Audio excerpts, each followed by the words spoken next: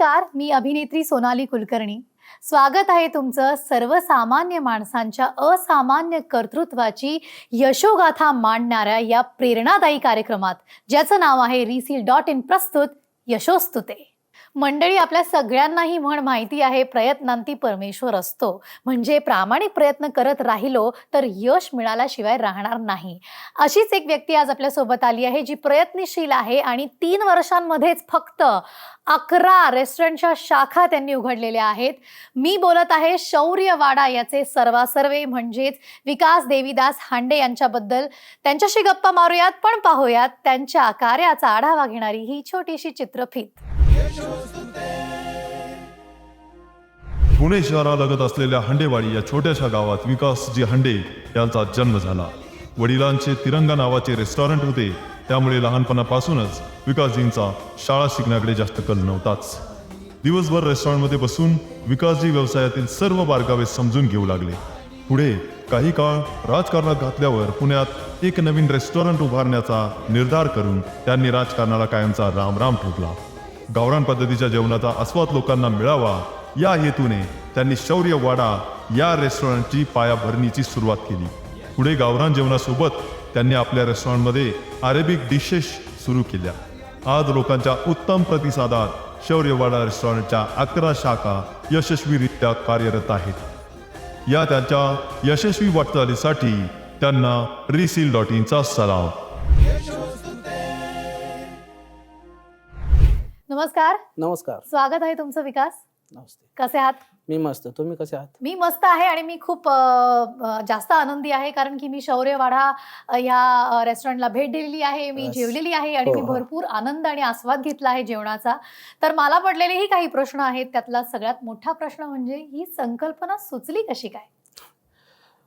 शालेय शिक्षण पूर्ण झाल्याच्या नंतर मी समाजकारण आणि राजकारण करत होतो आणि राजकारण करत असताना माझ्या मित्रांसमवेत माझं नेहमी जेवणासाठी हॉटेलमध्ये जायचो आणि त्या जेवणाच्या जात असताना की म्हणजे महाराष्ट्रीयन जेवण, चुलीवरचं जेवण जे काय आहे ते मला मेसमध्ये नाही तर एखाद्या ढाब्यामध्ये अशा ठिकाणी मला मिळायचं आणि मला ती खंत वाटत होती की असं जेवण, एवढं चांगलं जेवण जे लोकांना म्हणजे फॅमिलीसोबत जाता येत नव्हतं. म्हणजे माझ्या मुलांना, माझ्या बायकोला, माझ्या आईला घेऊन मला त्या रेस्टॉरंटमध्ये जाता येत नव्हतं. तर म्हणून माझ्या डोक्यामध्ये अशी संकल्पना आली की आपण असं एखादं रेस्टॉरंट उघडू आणि हे महाराष्ट्रीयन जेवण तर आपण देणारच आहोत सर्वांना. तर त्याच्यासोबत महाराष्ट्रीयन संस्कृतीला साजेसा असं वाडा बांधू, जेणेकरून आपल्याला गावाकडच्या येतील नाही तर सोसायटीतली लोक येतील, त्यांना असं वाटलं पाहिजे की आपण कुठेतरी एका गावात आलोय, वाड्यात आलोय आणि चांगलं जेवण जेवतोय. म्हणजे चुलीवरचं जेवण तर मिळतच होतं, पण एका चांगल्या वाड्यामध्ये द्यायचा मी प्रयत्न केला. इथून मला संकल्पना सुचली. अरे वा. आणि फक्त आपल्या महाराष्ट्रातले नाही तर बाहेरून येणाऱ्या मंडळींना सुद्धा आपली संस्कृती कळावी.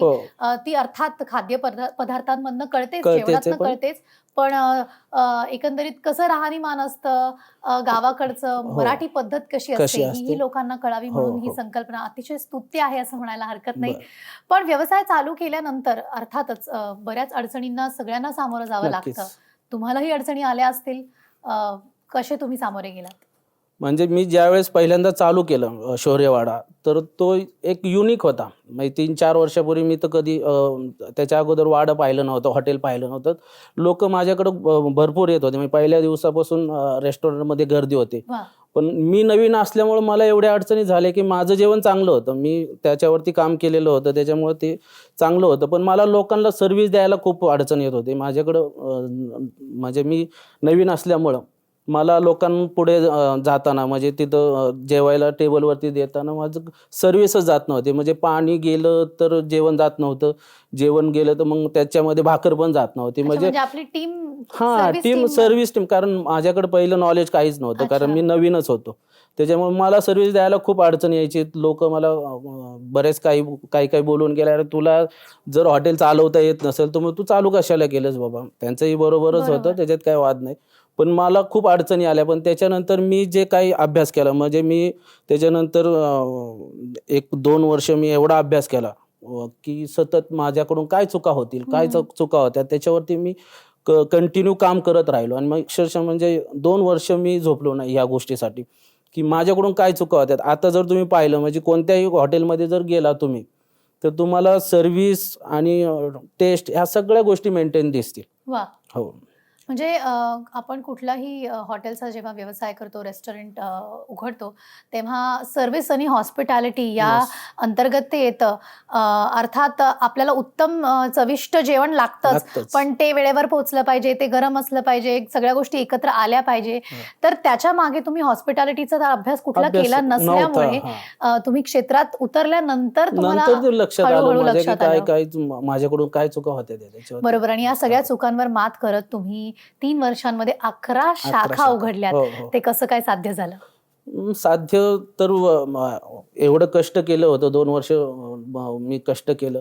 पण मी ज्यावेळेस शौर्यवाडा स्थापन करायचं ठरवलं होतं तर ते मी फक्त एका हॉटेलसाठी माझं ध्येय नव्हतं. माझं ध्येय होतं की पूर्ण पुण्यामधला एक नंबरचं ब्रँड व्हायचं माझं पहिलं ध्येय होतं. आत्ता माझी शाखा लोणावळ्यामध्ये चालू आहे. हंडेवाडीमध्ये माझी पहिली शाखा आहे. आत्ता वाघोलीमध्ये, सासवडमध्ये, एक उमरग्यामध्ये. आत्ता माझी चालू होते भोसरीमध्ये, रावेतमध्ये. आता वाईमध्ये पण काम चालू आहे. नाशिकमध्ये पण होते आणि नगरमध्येही पण होते. तर थोडक्यात पुण्यात कुठूनही तुम्ही एंटर करा Enter तर केलं तर पहिलं स्वागत करायला वाडा आपला सज्ज शौर्यवाडा आहे. असणारच आहे. क्या बात है. याच बरोबरीने तुम्ही गावचे उपसरपंच झालात. उपसरपंच तर ते कसं काय जमवलं किंवा व्यवसाय चालू असताना गावची धुरा कशी सांभाळताय? व्यवसाय मी नंतर चालू केला कारण लहानपणापासूनच मला समाजकार्याची खूप आवड होती. म्हणजे मी 16 वर्षापासून मला जसं आठवतंय म्हणजे 16 वर्षाचा होतो तेव्हापासून मी समाजकार्य चालू केलं. म्हणजे माझ्या शाळेमध्ये झेंडावंदनला झेंडा नव्हता. तर मी स्वतः आणि माझ्या मित्रांनी मिळून ते काम केलं. म्हणजे बरेचसे बरं. काम केलं मी समाजकार्याचं. त्याच्यामुळे लोकांनी मला उपसरपंच होण्याची संधी दिली. बरं. आणि त्याच्यामध्ये माझं म्हणजे मित्रांचा चांगला वाटा आहे, सगळ्यांचाच चांगला वाटा आहे. चांगलं कार्य केल्यामुळं लोकांनी मला उपसरपंचापर्यंत पोहोचवलं. पण कशी सांभाळताय गावची धुरा ही? आता मी फक्त बिझनेसकडेच लक्ष देत आहे. म्हणजे जास्त राजकारणाकडे लक्ष न देता मी माझ्या बिझनेसवरती जास्त फोकस आहे आता सध्या. आणि बिझनेसवरती जास्त फोकस आहे तर याचा अर्थ पुढे भविष्यात भरपूर प्लॅनिंग असेल. हो हो. तर या 11 शाखांच्या पलीकडे जाऊन अजून किती शाखा उभारण्याचा मानस आहे? आता अजून तर असं काही ठरवलं नाहीये की मी किती शाखा ओपन करायचं उघडायचे. पण माझं असं म्हणणं आहे की मी फक्त शाखा उघडायचं प्लॅन नाहीये. तर मी कुठं आणि कसं हॉटेल बांधतो आहे आणि ते मी कसं चालवत आहे. लोकांपर्यंत जेवण, टेस्ट, ॲम्बियन्स आणि ह्या सगळ्या गोष्टी लोकांपर्यंत कसं पुरवतंय हे महत्त्वाचं आहे माझ्यासाठी. आकडा महत्त्वाचा आकडा महत्त्वाचा नाही, क्वालिटी महत्त्वाची क्वालिटी आहे. आणि सर्व्हिस देणं खूप महत्त्वाचं आहे माझ्यासाठी. मी सध्या गप्पा मारतेय उपसरपंच आणि तरुण व्यावसायिक असे विकास देवीदास हांडे यांच्याशी. शौर्यवाडा पुण्यातील परिसरात अतिशय गाजलेलं, नावाजलेलं असं हे ब्रँड आहे. मी स्वतः देखील या हॉटेलमध्ये जेवलेली आहे. पण तुम्हा सगळ्यांना जो प्रश्न पडला असेल की अशी कोणती डिश आहे शौर्यवाड्यामध्ये जी जाऊन तुम्ही टेस्ट करायलाच हवी? आपण थेट विकास यांना विचारूयात. माझ्या हॉटेलची जी स्पेशल डिश आहे ती पूर्ण अख्खं बकरा रान पण आहे माझ्याकडे. हां. माझ्या अंदाजे की मी पुण्यामध्ये मी पहिल्यांदाच चालू केली. बरोबर. त्याच्यानंतर चिकन रान, मटन रान आणि त्याच्यानंतर माझ्याकडं जे चुलीवरती बनतं जी थाळी आहे ती एक स्पेशालिटी. आणि असं काही नाही की ह्या फक्त महाराष्ट्रीयन डिश माझ्याकडे मिळतात. माझ्याकडं इंडियन, चायनीज, तंदूर आणि सगळ्या प्रकारचे जेवण नॉर्थ मिळतं. इंडियन पण आहे. सगळं सगळंच मिळतं. पण सगळ्यात महत्त्वाचं म्हणजे मराठमोळं चुलीवरचं जर का तुम्हाला जेवण जेवायचं असेल तर शौर्यवाडामध्ये अवश्य भेट द्या.